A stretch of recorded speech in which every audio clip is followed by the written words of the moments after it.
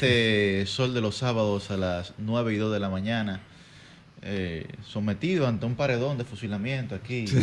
Pero bueno, nosotros, como decía García Márquez en 100 años de soledad, muchos años después, el coronel Aureliano Buendía recordaría aquella remota tarde en la que su padre lo llevó a conocer el hielo, frente al pelotón de fusilamiento. Wow.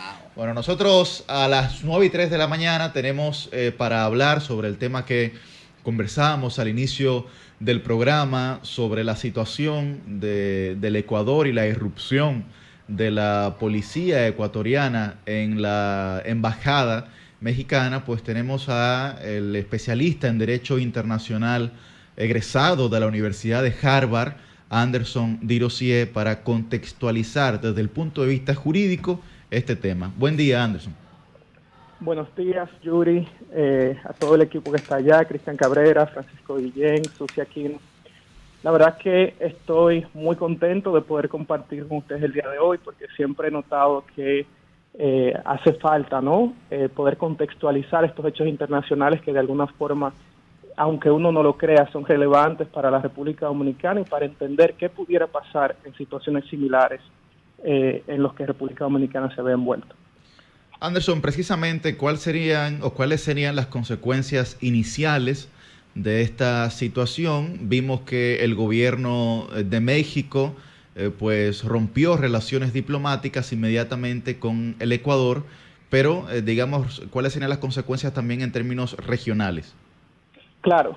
Bueno, a nivel regional lo que estamos viendo son hechos sin precedentes sobre cómo el derecho al asilo, por un lado, y la inviolabilidad de el local, ¿no?, de las embajadas, pues vuelve digamos que a contrastarse lo que ha sido un principio muy sólido en el derecho internacional, tanto del derecho que tienen los estados a considerar, otorgar o no el derecho a asilo cuando así se solicite, y por otro lado a que se respeten las edificaciones que forman parte no solo de la embajada, por decir propiamente la embajada, sino que en términos de derecho internacional estamos hablando parte del territorio soberano, en este caso de los Estados Unidos mexicanos.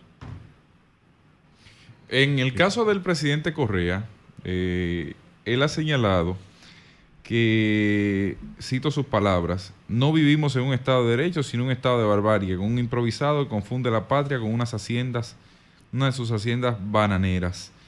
Y responsabiliza a Noboa sobre el expresidente Glass y su salud y demás. ¿Esto puede de alguna forma ser sancionado? ¿Hay alguna sanción que algún organismo internacional pueda ejercer sobre un gobierno, sobre un líder político a partir de la violación de un tratado de esta naturaleza? Correcto. Vamos primero a contextualizar. Hay dos elementos que ahora mismo son parte del debate internacional sobre si estuvo correcto o no. Lo primero es que estamos en un caso en el que el vicepresidente Jorge Glass había sido condenado ya por una autoridad competente y por lo que Ecuador llama delitos comunes. Si nosotros hablamos, por ejemplo, de la Convención de Caracas, que es la convención regional que habla sobre el asilo político, hay una excepción para el asilo político cuando la condena no sea sobre delitos políticos, porque evidentemente el asilo político lo que busca es proteger a las personas por condenas de delitos políticos. Ahora bien, hay una pregunta muy importante y es ¿quién determina si los hechos por los que ha sido una persona juzgada a nivel nacional son delitos políticos o delitos comunes? Y a quien corresponde es de hecho al Estado asilente. En este caso es a México que le corresponde hacer esa evaluación, que ahora mismo Ecuador está contrastando. O sea, la Cancillería ecuatoriana sacó un comunicado diciendo no, es que estos son delitos comunes que han sido juzgados por la autoridad competente y no correspondía darle asilo. Ahora bien, ¿cuál era la vía de derecho? Si bien pudiéramos decir que Ecuador pudiese debatir de si eran delitos comunes o no, correspondía ir a otro foro internacional primero y permitir este asilo mientras tanto, y por ejemplo ir a la Corte Internacional de Justicia y debatir si realmente México violentó o no su obligación ante esta convención. Pero lo que sucedió fue que Ecuador, y en eso sí tiene tiene razón y tiene soporte en el derecho internacional el expresidente Correa, es que lo que ha hecho Ecuador es una vía de hecho que aún pueda justificar que no correspondía el derecho al asilo, ha violentado algo que es parte ya del derecho consuetudinario a nivel del derecho internacional, que es justamente no violentar las instalaciones diplomáticas. Entonces, si corresponde ahora a México, lo que sucedió fue una agresión. O sea, nosotros, para ponerlo en contexto, estamos hablando de algo que si el presidente López Obrador quisiera, pudiera ver como un acto de agresión, un acto de guerra. Claro.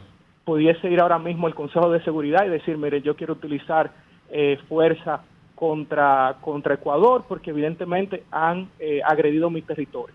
Pero no creemos que se comporte así el Estado mexicano, no creo que las relaciones en la región estén a ese nivel, pero sí definitivamente la canciller Alicia Bárcenas de México pudiera perfectamente demandar al Estado ecuatoriano ante la Corte Internacional de Justicia y determinar así que Ecuador ha violentado su responsabilidad. También hay implicaciones para el proceso específico del expresidente Jorge Blas, y eso podemos hablarlo, por ejemplo, con la Corte Interamericana de Derechos Humanos. Evidentemente, si él queda efectivamente arrestado, lo envían a prisión, igual él pudiese ir y hablar sobre derechos al debido proceso, porque la detención con la cual lo aprenden y lo llevan a la prisión va a ser altamente cuestionada cuando prácticamente, para que la gente lo entienda, Ecuador acaba de enviar militares a México, y eso ha sido lo mismo, enviarlo a Ciudad de México a traer al expresidente Jorge Blas a Ecuador. Eso fue lo que ellos hicieron. Y encima violentaron al encargado de negocios, el encargado de negocios de la embajada mexicana, que era la persona de mayor, digamos, de mayor jerarquía diplomática, porque ya habían declarado como persona no grata a la embajadora, de lo que denuncia la canciller mexicana, que no había sido comunicado por la Cancillería ecuatoriana. O sea que también hay mucha improvisación, hay cosas que, si usted está de acuerdo o no, igual debieron de darse en términos de formalidades que no se dieron en esta situación. Y ponen desventaja a Ecuador ante cualquier, digamos que, debate internacional ante una jurisdicción competente. Anderson, ¿pudiéramos establecer cuál debió haber sido el proceder de Ecuador para poder tener acceso a Jorge Blas, es decir, recuperarlo, tener acceso a él, poder someterlo, sacarlo de las instalaciones de la Embajada de México sin tener que violentar pues las instalaciones de la misma embajada y sin tener que cometer estos actos, haciéndolo de una manera pacífica y cumpliendo tal vez con las reglas y las normativas del lugar? ¿Pudiera esto tener un procedimiento correcto que ellos pudiesen haber realizado? Claro, es que lo que correspondía aquí eran las vías de derecho y diplomáticas. En este caso no había forma de ellos recuperar al ex vicepresidente Jorge Blas sin la anuencia del Estado mexicano en su territorio. Y eso ya lo vimos, por ejemplo, lo que pasó con Assange, que tuvo muchos años también con su asilo diplomático, y que no era posible ingresar y sacarlo de la embajada.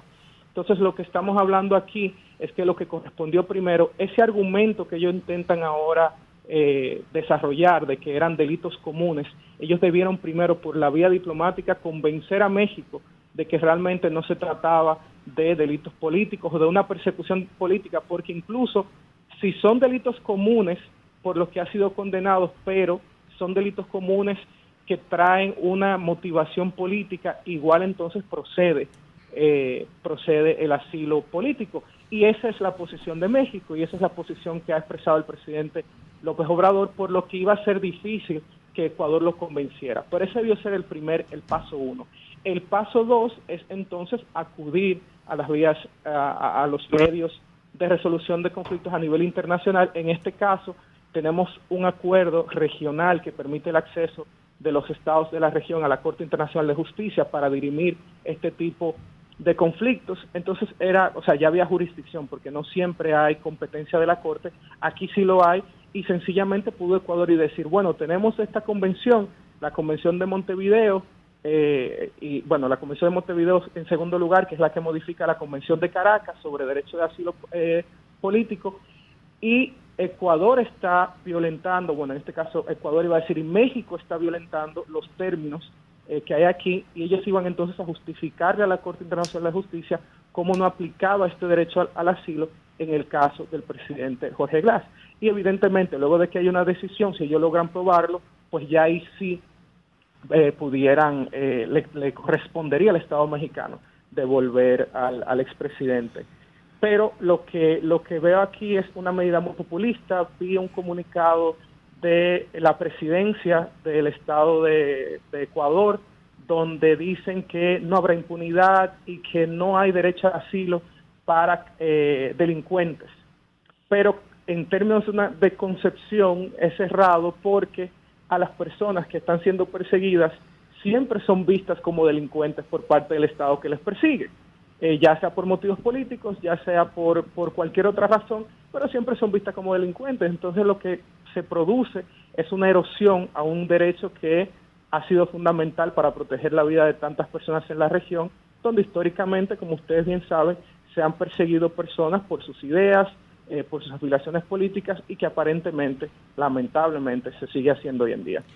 Bueno, finalmente, Anderson, algunas de las acciones que pudiera tomar el Estado mexicano, aparte de la ruptura de sus relaciones diplomáticas con el Estado del Ecuador.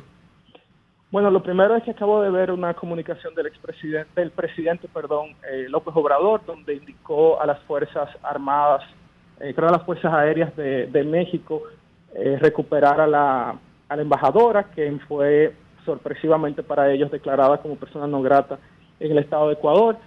Creo que sí van a acudir a las vías diplomáticas, porque van a buscar consecuencias tanto desde opiniones de Naciones Unidas y probablemente, y esto ya es un tema de especulación, pero no dudo que esto genere un caso ante la Corte Internacional de Justicia, más que nada, no solo por la relevancia del compromiso que aparentemente tiene en términos políticos López Obrador con la situación en Ecuador, que creo que también le ha preocupado bastante, y él ha categorizado incluso el proceso electoral como uno que no tiene todas las garantías.